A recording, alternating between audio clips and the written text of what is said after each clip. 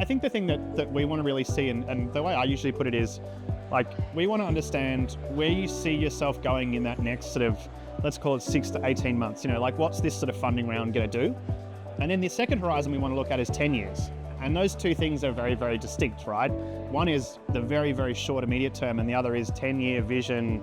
Everything works amazingly well. Like, what does this do and what does this change? The really important part is being able to be really succinct in what it is you're trying to say. One of those sort of things we say to our founders, even when we're helping them review for their Series A decks or things like that, is sort of like looking at this slide, like, what is that one message you want to get across? And is that obvious? Like, is that really, really obvious? Because it can be really hard for anyone, I think, when you've been working on these documents repetitively over and over and over again.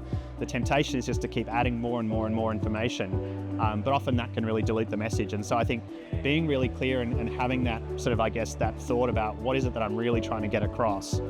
I think key for us is a genuine customer problem that isn't just a flick of dust in the eye, but let's say an ice pick through the eye that needs to be operated on immediately. And understanding that problem and telling us how you're going to get to serve it. And then finally, not just being a one-trick pony, we want to see how you can really scale a business from Australia.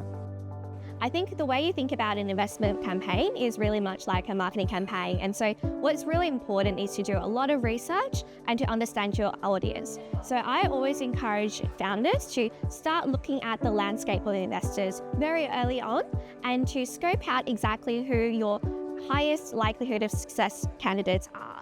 Do not talk to them at the very beginning, but have a few practice runs with other investors before you approach those dream investors.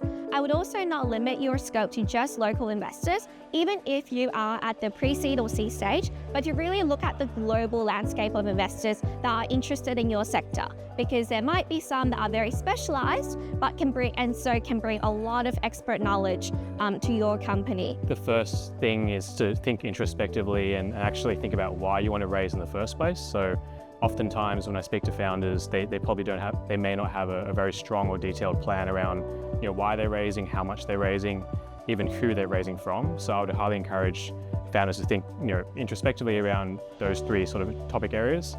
And particularly on the last one, who you raise from is quite important, given that raising from venture capital firms versus high net worth individuals, they do come with different expectations and different sort of profiles. So have a think about that as well.